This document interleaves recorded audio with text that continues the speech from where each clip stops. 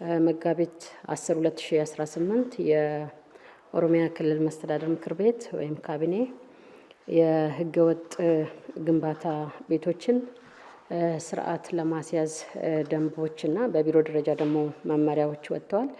ይህንኑ በማስመልከት አጭር መግለጫ ለመስጠት ነው።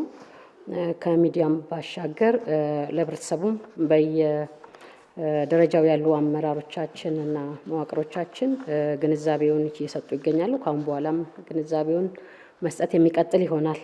እንግዲህ መሬት የተፈጥሮ ሀብት ሲሆን ትልቅ የኢኮኖሚ መሰረት ነው።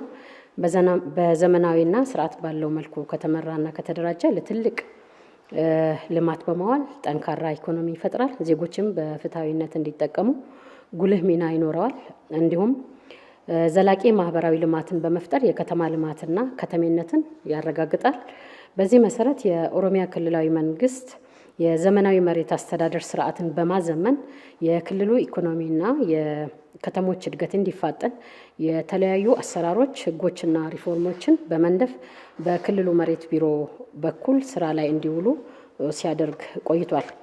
በዚህም መሰረት ጥሩ ስራዎች የተሰሩባቸው እንደተሞክሮ የሚነሱ የመሬት አጠቃቀም ፕላን ወይም ላንድ ዩዝ ፕላን፣ የካዳስተር ስርዓት እና ለተለያዩ አገልግሎቶች የሚውሉ መሬት ዝግጅትና ማስተላለፍ ዘርፎች ከፍተኛ ውጤቶች ተገኝተዋል። የመሬት አስተዳደር ስርዓትን ማዘመንን ጅምሮቻቸው እንደ ምሳሌ የሚጠቀሱ በተመለከተ እንደ አዳማ፣ ቢሾፍቱና ሸገር ያሉ ከተሞች የካዳስተር ስራን የጨረሱ ወይም በመጨረስ ላይ ያሉ ሲሆን የተመዘገበውን መሬት አገልግሎትም በዲጂታል ስርዓት መምራት ጀምረዋል።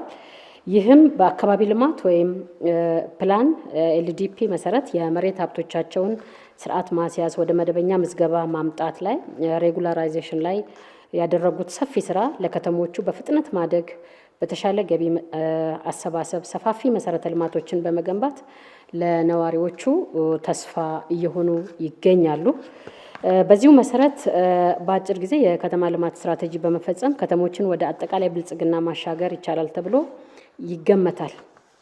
እነዚህ ውጤቶች ቢኖሩም አሁንም የክልሉ መሬት በዘመናዊ ስርዓት የከተማ ልማት ስትራቴጂ በተፈለገው መልኩ እየተፈጸመ አይደለም።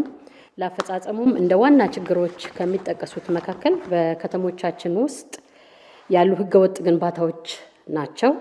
በመሆኑም የኦሮሚያ ክልል ምክር ቤት ወይም ካቢኔ ከዚህ ጋር ተያይዞ ያሉ ችግሮችን ለአንዴና ለመጨረሻ ጊዜ ከመሰረቱ ለመፍታት አዲስ ደንብ በማውጣት ወደ ተግባር እንዲገባ አድርጓል። ዓላማውም በከተሞች ውስጥ የሚካሄደውን ህገወጥ ግንባታ ስርዓት